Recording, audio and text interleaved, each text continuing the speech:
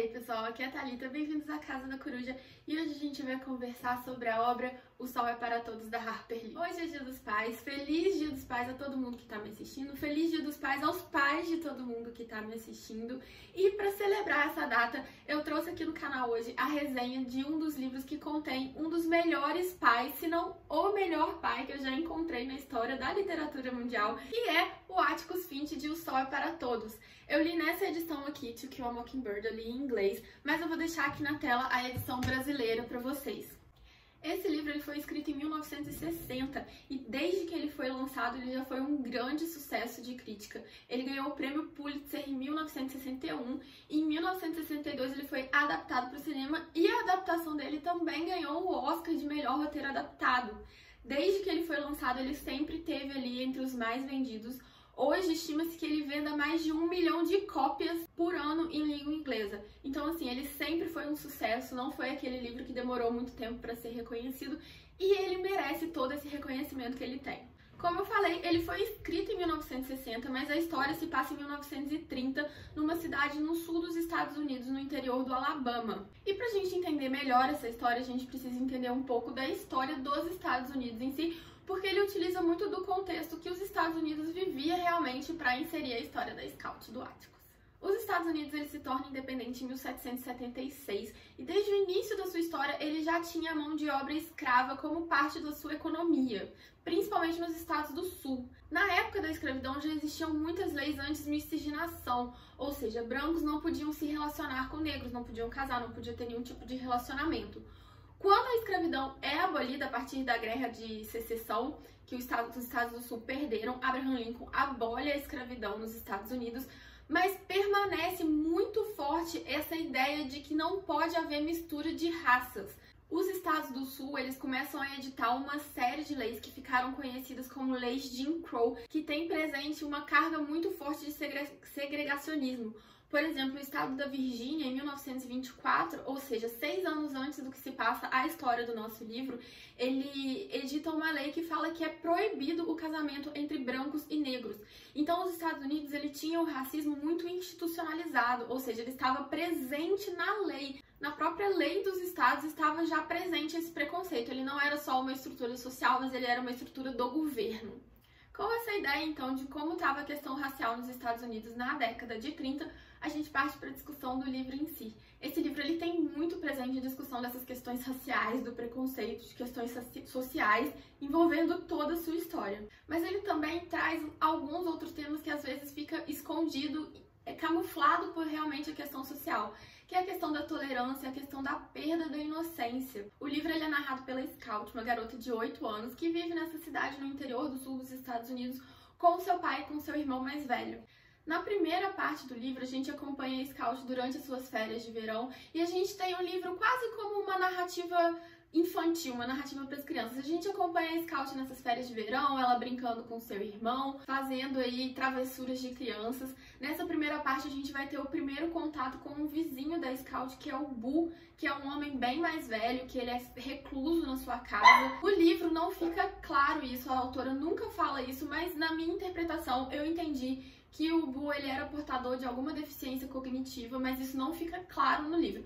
Mas pelas descrições, pelos comportamentos dele, eu tive essa interpretação da história.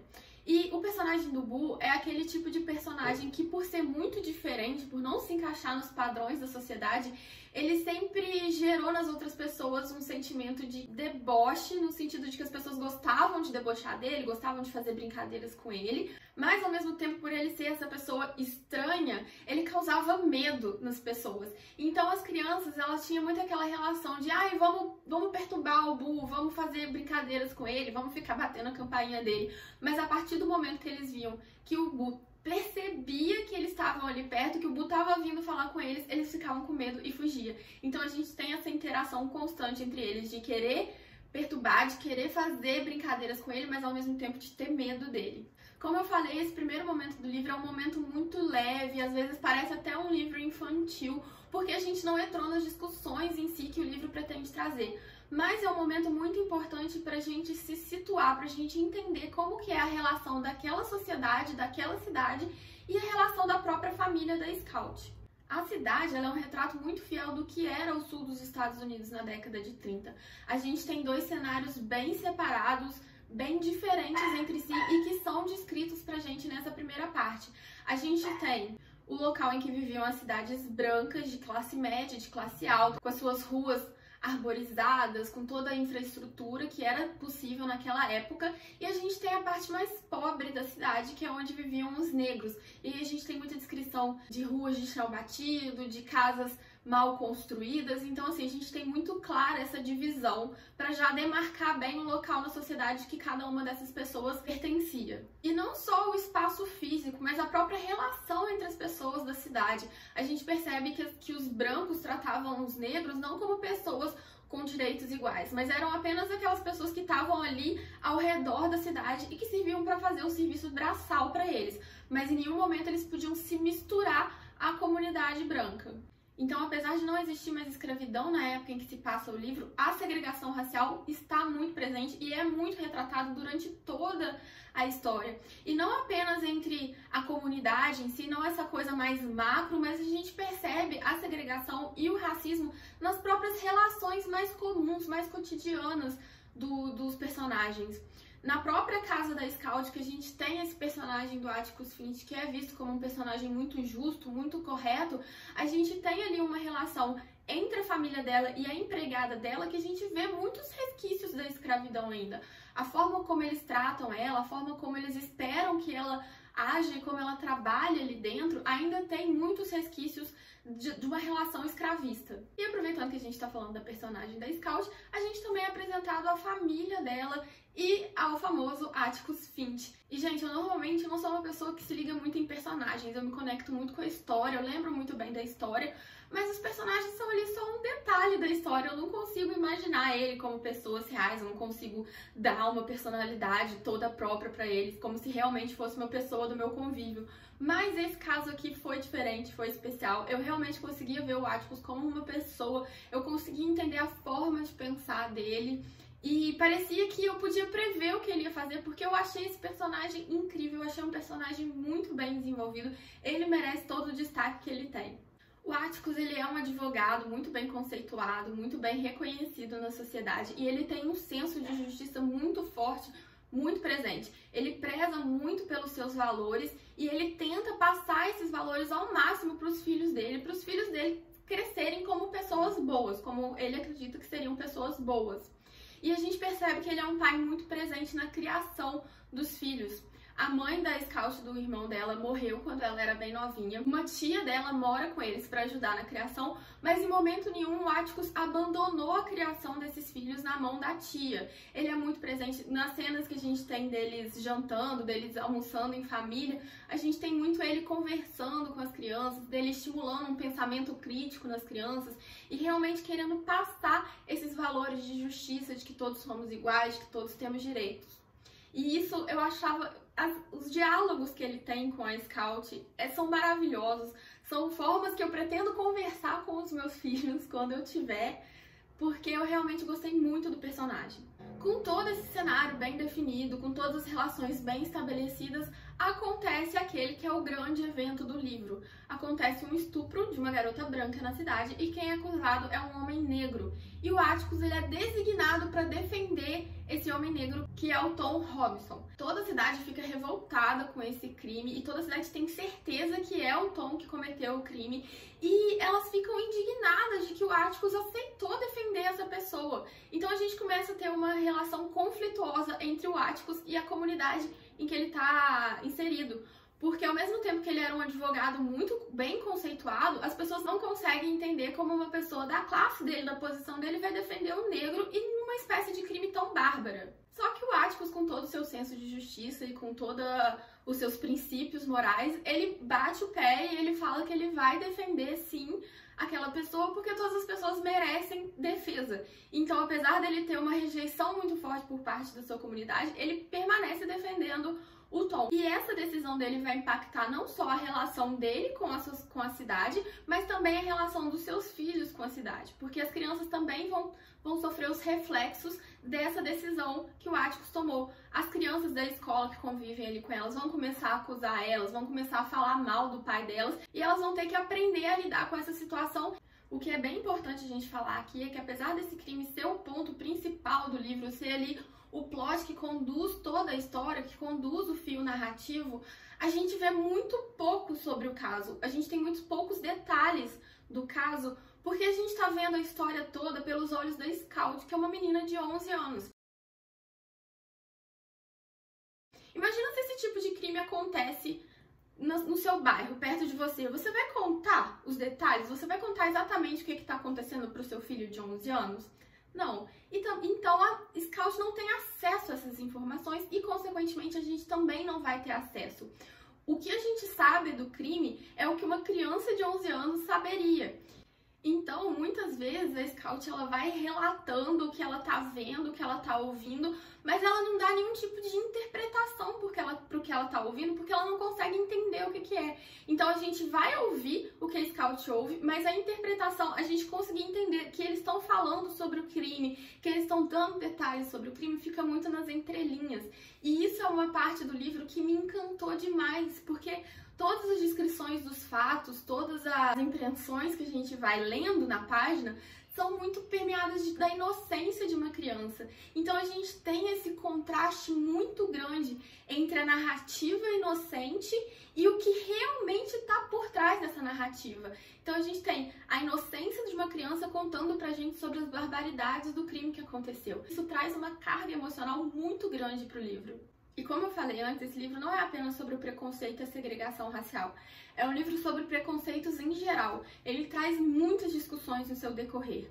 Obviamente, o preconceito racial é o principal, ele está presente desde o início do livro, como eu falei, mesmo antes de acontecer o crime, a gente já vai vendo as descrições da Vila dos Negros, a gente já vai vendo a família, a relação da família da Scout com a empregada dela. Então, assim, realmente o preconceito racial é o ponto principal discutido no livro, mas a gente também vai ter uma série de outros preconceitos que estão enraizados na nossa sociedade e que vão sendo trazidos à tona, como eu falei, dessa forma inocente, dessa forma que a narradora não consegue entender o que está acontecendo, mas a gente entende do que ela está falando. O livro, por exemplo, traz o preconceito contra os pobres. A gente vê que os amigos pobres da Scout não são tratados da mesma forma que os amigos ricos quando ela leva eles em casa.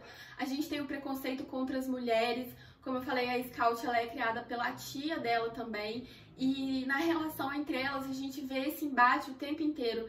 A Scout ela cresceu brincando com seu irmão e a tia dela não quer que ela tenha essas brincadeiras de menino. Menina não pode jogar futebol, menina não pode ficar correndo na rua, menina não pode gritar. E a Scout não entende por que ela não pode ter essas brincadeiras se ela gosta tanto de brincar com o irmão dela. E aí, pra fazer essas brincadeiras, ela quer andar de calça e a tia dela fala que agora ela já é uma mocinha, que ela tem que colocar vestido. Então a gente tem esse embate da tia dela ao tempo todo querendo colocar ela nos padrões da sociedade e a Scout não entendendo por que ela não pode ser do jeito que ela quer ser, por que ela tem que usar a roupa que a tia quer, por que ela tem que se comportar de uma forma que não é a forma que ela gosta. Como eu falei, a gente ainda tem o personagem do Boo, que eu interpretei como sendo uma pessoa portadora de deficiência cognitiva, e no final do livro, a gente pode colocar aí como uma terceira parte do livro, ele volta muito à tona na narrativa. Ele está presente no início, ele é um pouco esquecido no meio, ali na hora que a gente está vivendo o momento do crime em si, e depois ele volta na narrativa com as crianças tendo uma interação mais próxima com ele, elas descobrindo mais sobre esse personagem, e aí a gente vai tendo uma série de reflexões sobre a forma como a sociedade tratava o Boo, como os vizinhos tratavam ele, como as crianças foram ensinadas a tratar ele. E nesse ponto de como as crianças foram ensinadas a tratar ele, eu acho que é um outro ponto que o livro traz muito bem descrito, que é a questão de todo preconceito, toda forma de preconceito ser uma construção social e não ser inata do ser humano. Porque a Scout, o tempo todo, ela observa como os adultos estão lidando com uma situação, como os adultos tratam uma pessoa, e ela vai repetindo esses padrões. Apesar de ela não sentiu o que os adultos sentem, por exemplo, com relação aos colegas negros.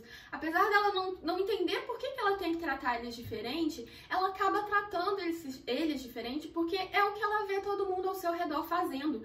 É o que ela acha que esperam que ela faça. Ela tá conversando normal e de repente ela se lembra que, ah não, ele é diferente de mim, então eu tenho que tratar ele diferente. Então a gente vai vendo essa construção desses pensamentos na mente de uma criança e como as crianças são moldadas pelo ambiente em que elas estão inseridas.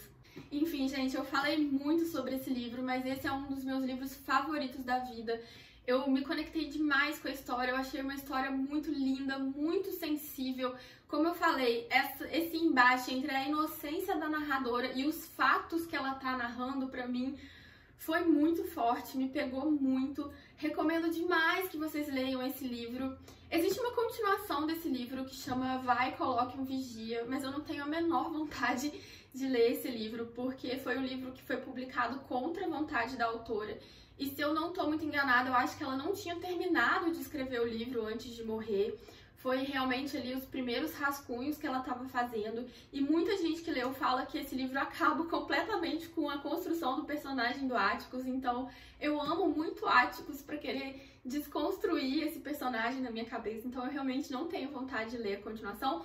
Mas O Sol é para Todos vale muito a pena. Recomendo demais que vocês leiam esse livro. Se vocês leram, deixa aqui nos comentários o que vocês acharam pra gente discutir mais sobre essa obra. E eu vejo vocês no próximo vídeo. Tchau!